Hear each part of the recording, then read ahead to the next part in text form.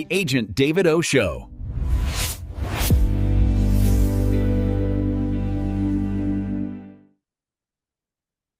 Hey guys, welcome to the show. Today, I've got an exciting topic for you. The top 25 ways to find deals as an agent, as an investor. You guys are going to get a ton of value out of this because we're going to be diving into all the ways that you can find deals here this year and stuff that's going to be relevant for you to help you grow your business, increase the amount of deals that you're coming across to not only invest in, but also pass along to your clients as a uh, potential investment property as well to earn commissions on.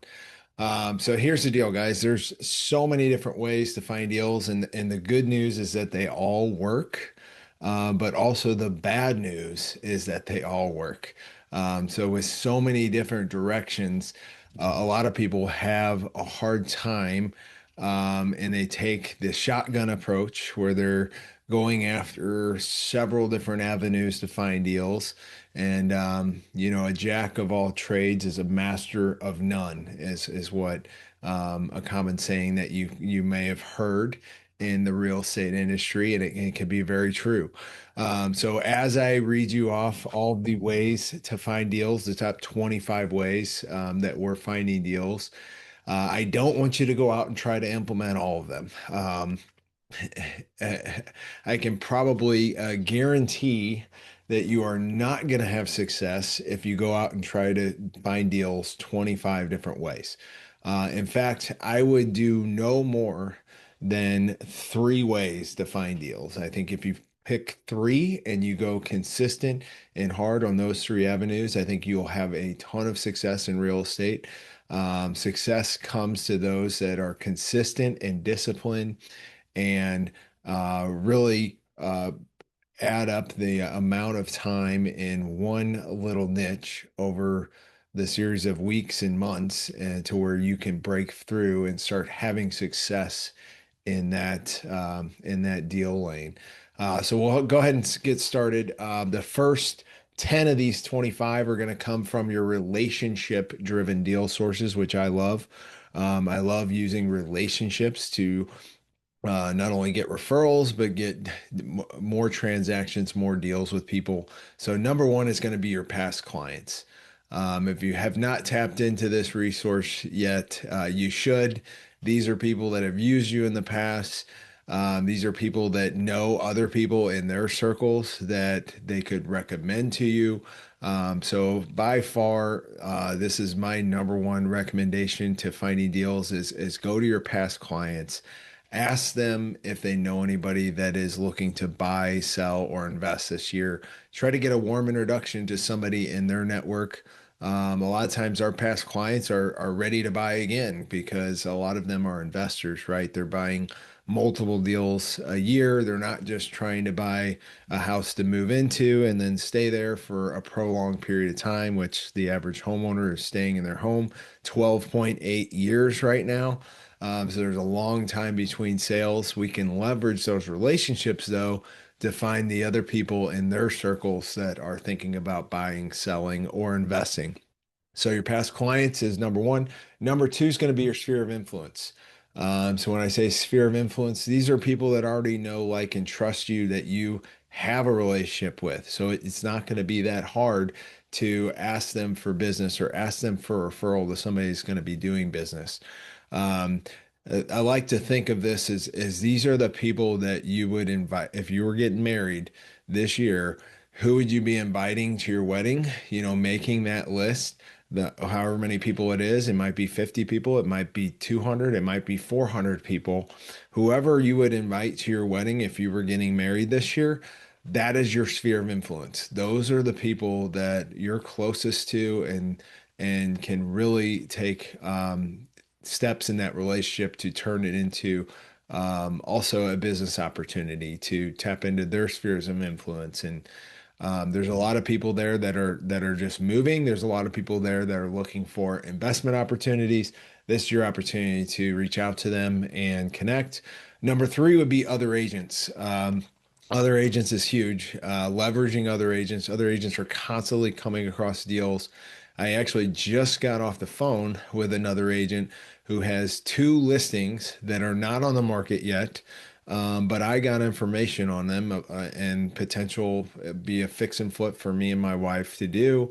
They're coming to the market in the next 30 to 60 days. So we have a huge head start to take a look at these properties before anybody else knows about them. That's because I had connected with another agent. I said, "Hey, do you know of any opportunities to buy a fixer-upper right now?" And she happened to have two in her back pocket, which was pretty cool.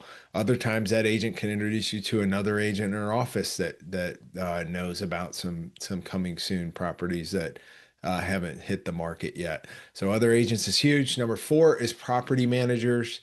Property managers are so key because they're working with these landlords who are dealing with evictions, who are dealing with tenants trashing their properties, and the landlords are getting tired, right?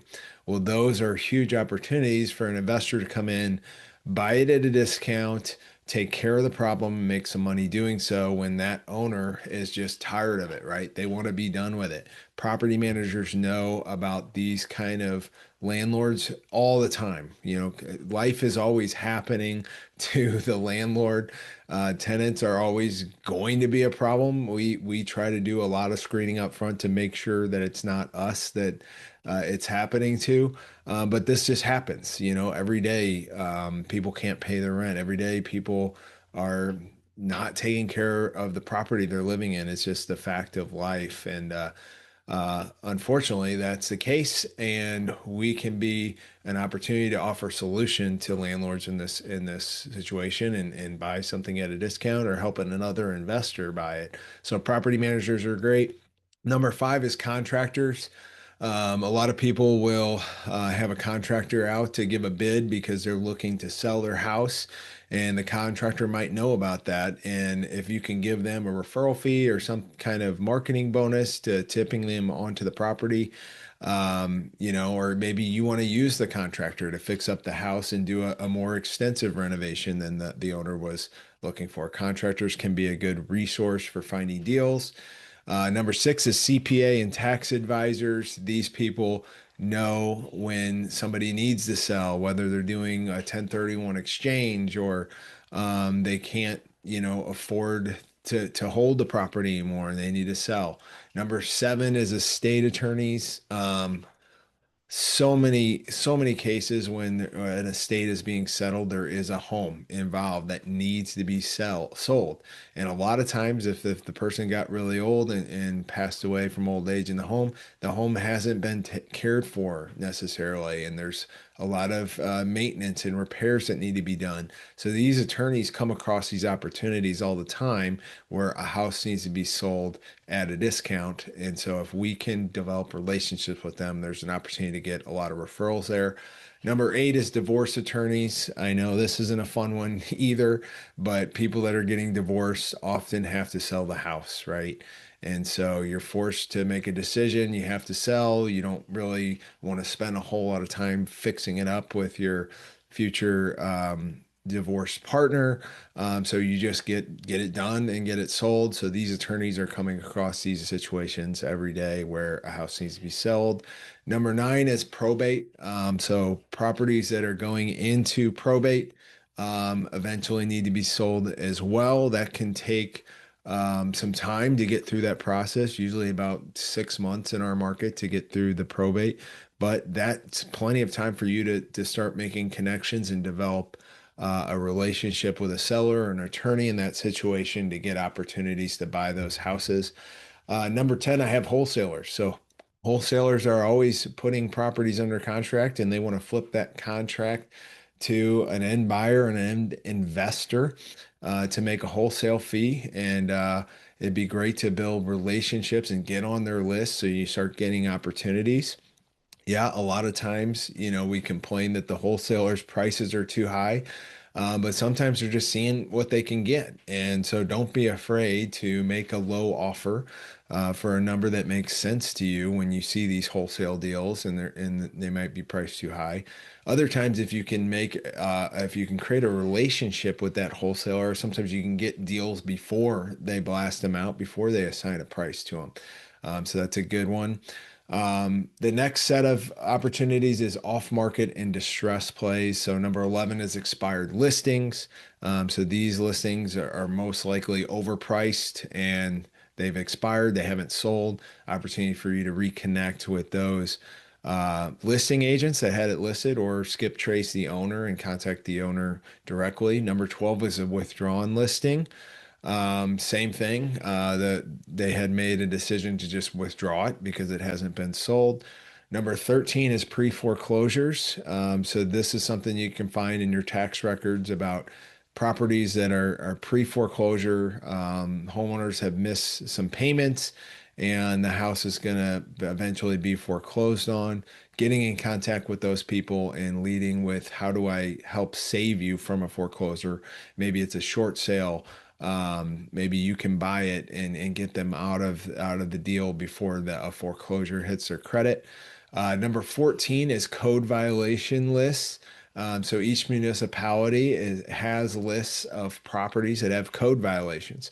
This is most likely a tired landlord that owns these properties that are ringing up fines and charges with the city for code violations because they can't keep up with the maintenance. Perfect opportunity for you to come in as an investor and say, hey, let me buy this off you. Let me take this off your hands. Number 15 is tax delinquent properties. A lot of motivation there. If the owner can't pay their taxes, they could be willing to sell it for you at a discount, and you catch up on the taxes for them after you sell the property or rent it out or refinance. Number 16 is eviction filings. So same thing. Landlord is going through an eviction. It's a great time to ask them if they would like to sell because they're probably not having a great time owning this property and dealing with that. Number 17 is vacant property lists. So this is something that sometimes you can find at the city level or municipality level, that they have a list of properties in their area that are vacant. Nobody's living there.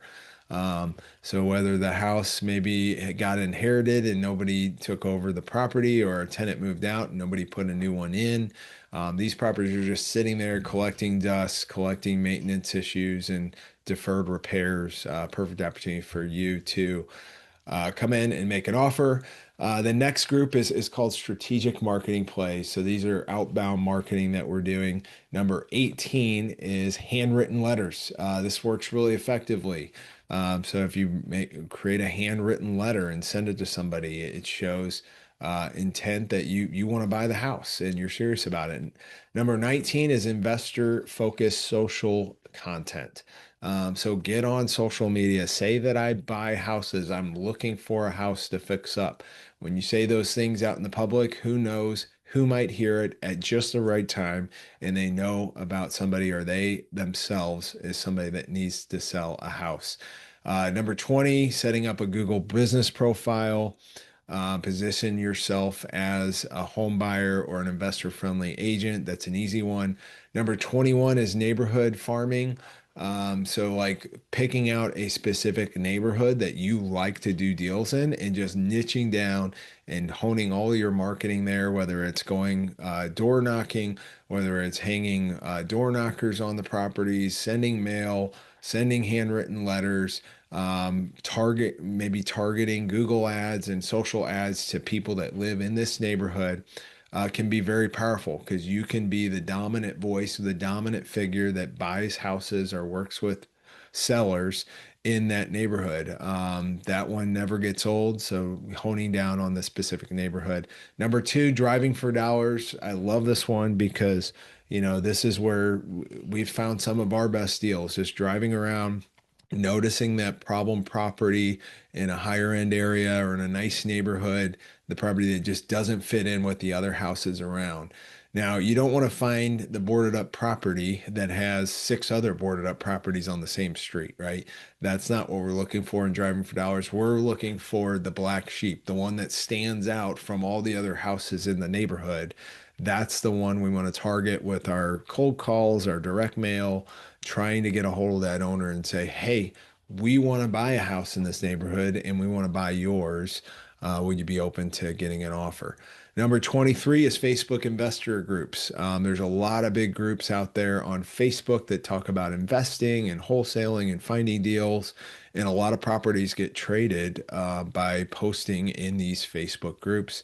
So be on there, connect with people, develop relationships, take it offline, meet with them for coffee, get to know some people in there and do some deals on Facebook. Number 24 would be MLS deal alerts.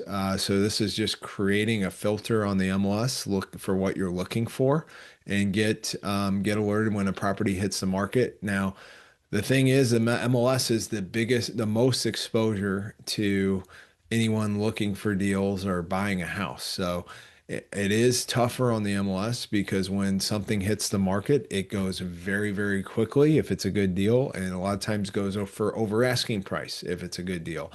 So it's one of those plays that, yes, I still take a look at. Yes, I still have on my search, but I have some other things that are a higher priority than me following the MLS for potential deals. Number 25 is become the investor, right? So maybe you're an agent right now. Put that investor hat on and help yourself when you go in to meet with a seller to not only have the option of listing the house for sale, but have the option of, hey, I could also buy your house. And this could be a cash offer. This is what that would look like. This could be an as-is listing. This could be a full retail listing.